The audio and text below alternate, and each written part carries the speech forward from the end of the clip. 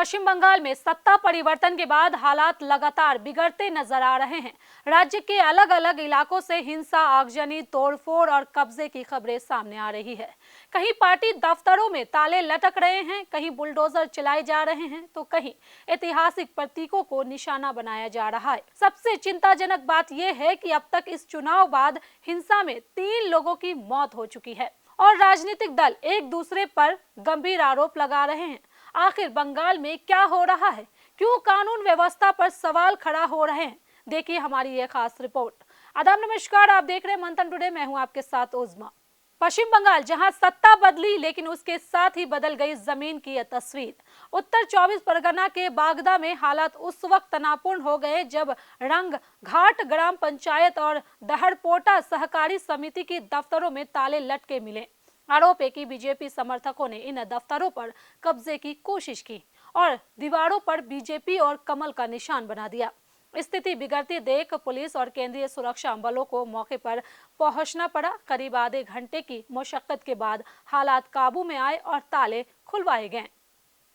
लेकिन मामला सिर्फ कब्जे तक सीमित नहीं रहा। ठाकुर नगर इलाके में बीजेपी समर्थकों ने खुद ही तलाशी अभियान चला दिया। दुकानों में घुसकर अवैध हथियार और नशीले पदार्थ खोजने का दावा किया गया। कुछ जगहों से कथित तौर पर हथियार और गांजा बरामद होने की बात भी कही गई, लेकिन दुकानदारों ने इसे राजनीतिक उत्पीड़न बताया। यानी कि हालात ऐसे बनते जा रहे हैं जहां कानून से पहले राजनीतिक इंसाफ चल रहा है। आसनसोल में देर रात तृणमूल कांग्रेस के दफ्तर में आग लगा दी गई। ये दफ्तर वार्ड नंबर 53 की पार्षद मौसमी बोस का था।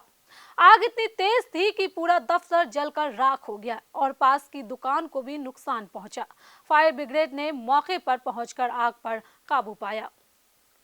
आग कैसे लगी ये अभी तक साफ नहीं है। सीसीटीवी फुटेज खंगाले जा रहे हैं। मुर्शिदाबाद के जायगंज में दशकों पुरानी लेनिन की प्रतिमा तोड़ दी गई। तृणमूल कांग्रेस ने आरोप लगाया है कि बीजेपी कार्यकर्ताओं ने यह हरकत की है और अब वहां नई प्रतिमा लगाने की योजना है।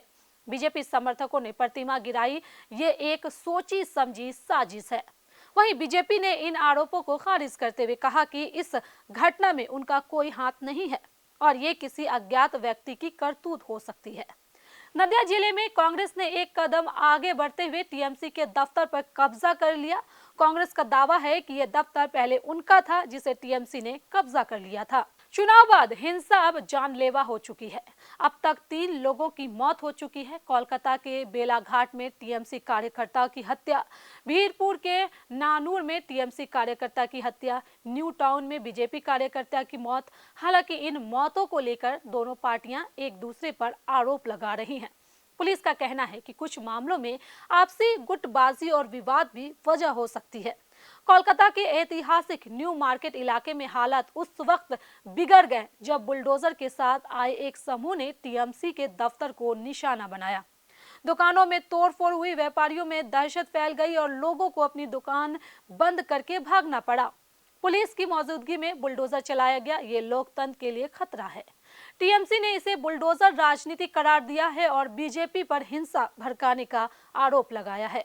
सत्ता परिवर्तन के साथ ही नाम बदलने और शुद्धिकरण की राजनीति भी तेज हो गई है।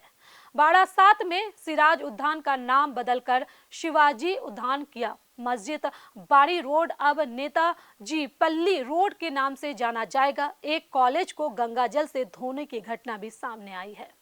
इन घटनाओं ने राजनीतिक माहौल को और गर्मा दिया है। बंगाल में जो तस्वीर सामने आ रही है वो सिर्फ राजनीतिक टकराव की नहीं, बल्कि कानून व्यवस्था पर गंभीर सवाल खड़ा करती है। जब राजनीतिक कार्यकर्ता खुद कार्रवाई करने लगे तो प्रशासन की भूमिका पर सवाल उठाना लाजमी है। फिलहाल बंगाल में हालात बेहद संवेदनशील बने हुए हैं। पुलिस और केंद्रीय बल तैनात है, लेकिन जमीन पर तनाव कम होता नजर नहीं आ रहा। आने वाले दिनों में सबसे बड़ी चुनौती होगी कानून व्यवस्था को बहाल रखना और हिंसा पर काबू पाना। तो पश्चिम बंगाल में सत्ता परिवर्तन के बाद हिंसा, आगजनी और राजनीतिक टकराव की ये तस्वीर कई बड़े सवाल खड़ा कर रही है। क्या प्रशासन हालत पर काबू पा सकेगा? क्या राजनीतिक दल जिम्मेदारी दिखाएंगे? इन सवालों के जवाब आने वाले दिनों में साफ होंगे।